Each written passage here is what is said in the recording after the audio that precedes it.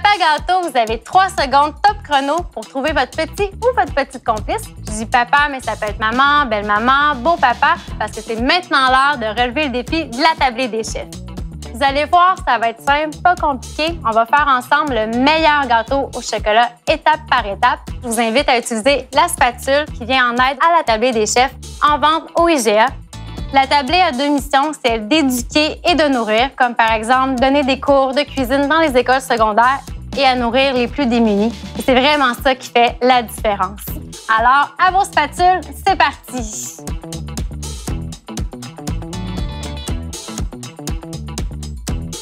Première étape pour notre gâteau, on va commencer par le glaçage, qui est notre chantilly au chocolat au lait. J'ai fait bouillir ma crème. Puis pendant ce temps-là, je vais mettre mon chocolat haché dans un plus grand bol. Si vous n'avez pas de chocolat haché, vous pouvez prendre aussi des petites pastilles là, qui se vendent à l'épicerie, ça fait la même chose. On va prendre notre crème. Je vais venir la verser tout doucement sur mon chocolat. Puis, on va attendre une petite minute le temps que le chocolat vienne bien chaud avec la crème.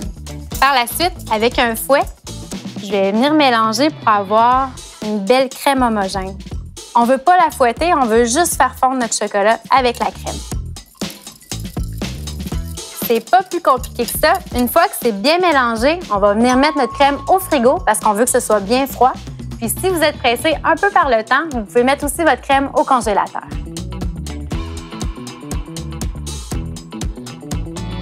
On est maintenant rendu à faire notre gâteau. Premièrement, j'ai préchauffé mon four à 350 degrés Fahrenheit. La première étape, c'est qu'on va venir mélanger nos ingrédients secs ensemble. Je vais avoir besoin de farine, de poudre à pâte, de bicarbonate de soude, puis de sel. À l'aide d'un fouet, je vais venir mélanger. Comme ça, ça va éviter qu'on ait des petits grumeaux de farine dans notre pâte. On va mettre ça de côté. Puis, on va s'attaquer aux ingrédients liquides. Pour les ingrédients liquides, je vais avoir besoin de sucre, d'huile, de babeur. Si vous n'avez pas de babeur, la façon la plus simple de le remplacer, c'est que vous prenez une tasse à mesurer, vous mettez une cuillère à soupe de jus de citron, puis vous remplissez le reste de lait. Vous remplissez votre tasse, puis ça va vous faire un merveilleux babeur, puis votre gâteau va être tout aussi bon. Ensuite, la vanille. Puis, il me reste à casser mes 2 œufs. Le premier et de 2. On va venir fouetter tout ça ensemble pour avoir un beau mélange homogène. Une fois que ça c'est fait, il nous reste simplement à faire notre mélange de cacao et d'eau chaude. Alors, dans un troisième bol, je vais venir mettre mon cacao, comme ça. Puis, on va venir mettre notre eau chaude. Puis, à l'aide de notre fouet, on va venir mélanger pour bien incorporer notre cacao à l'eau. Ça sent déjà très bon. On ne veut pas qu'il y ait de petits grumeaux. On veut une préparation qui est bien lisse, comme ça ici. Puis, à l'aide de ma spatule, je vais venir incorporer mon mélange de cacao à ma préparation d'œufs. On va venir fouetter pour bien mélanger. Il nous reste simplement à venir incorporer nos ingrédients secs à notre pâte à gâteau. Puis on va mélanger jusqu'à temps qu'on ait une belle pâte homogène.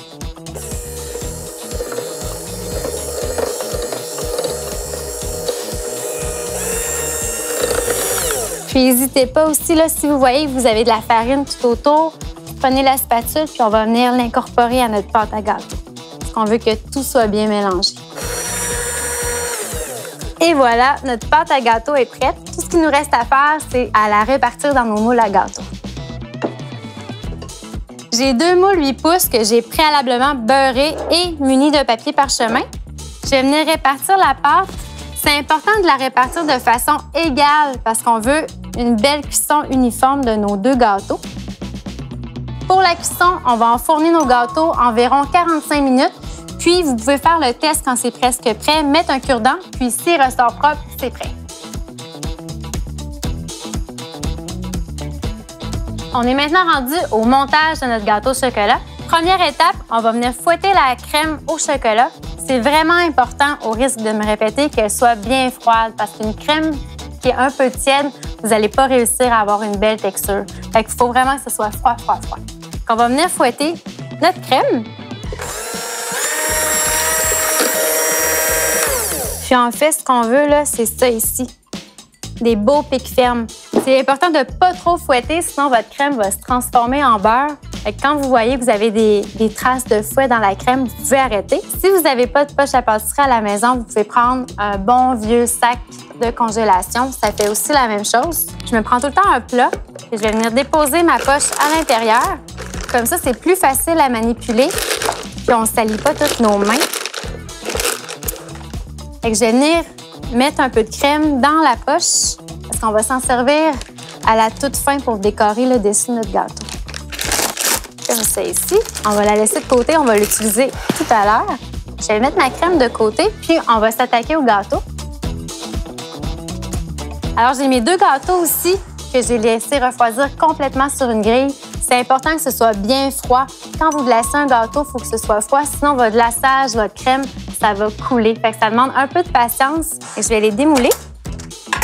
On va retirer le papier parchemin sur l'autre aussi.